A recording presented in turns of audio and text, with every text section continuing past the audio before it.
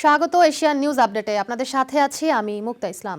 কোনো ভোটার যদি যথাযথ প্রক্রিয়া অনুসরণ না করে তবে তার ভোট বাতিল হয়ে যাবে বলে জানিয়েছেন নির্বাচন কমিশনার ব্রিগেডিয়ার জেনারেল অবসরপ্রাপ্ত আবুল ফজল মোহাম্মদ সানাউল্লাহ। তিনি বলেছেন, নির্বাচন কমিশন এ বিষয়ে কোনো ছাড় দেওয়া হবে না।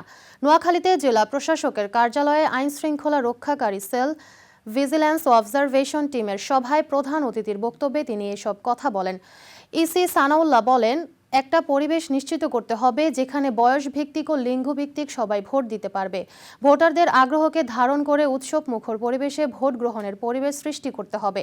কোনো ভোটারকে যেন কেউ বাধা দিতে না পারে সেটি খেয়াল রেখে সবার ভোট প্রদান নিশ্চিত করতে হবে।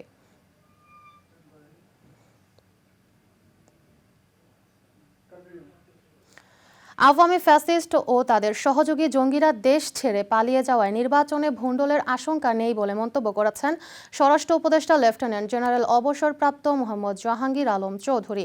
সকালে গাজীপুরের কাশিমপুরে ৬৩তম ব্যাচ মহিলা কারারক্ষী বুনিয়াদী প্রশিক্ষণ কোর্সের সমাপনী কুচকাওয়াজ অনুষ্ঠানে তিনি একথা বলেন।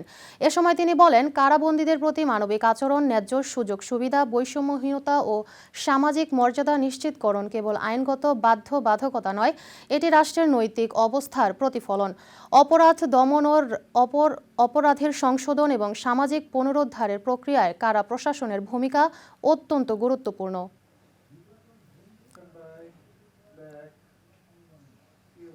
জাতীয় সংসদ নির্বাচনে গণভোটে হা মানে আজাদি আর না মানে গোলামি বলে মন্তব্য করেছেন জামায়াতের আমির ডাক্তার শফিকুর রহমান।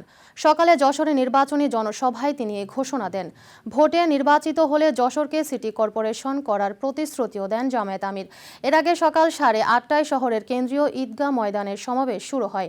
এতে স্থানীয় পর্যায়ের নেতারা এবং যশোরের 6টি আসনে জামায়াত মনোনীত প্রার্থীরা বক্তব্য রাখেন।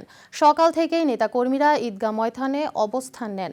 মাঠ ছাড়িয়ে আশপাশের এলাকাতেও নেতাকর্মীদের উপস্থিতি ছড়িয়ে পড়ে।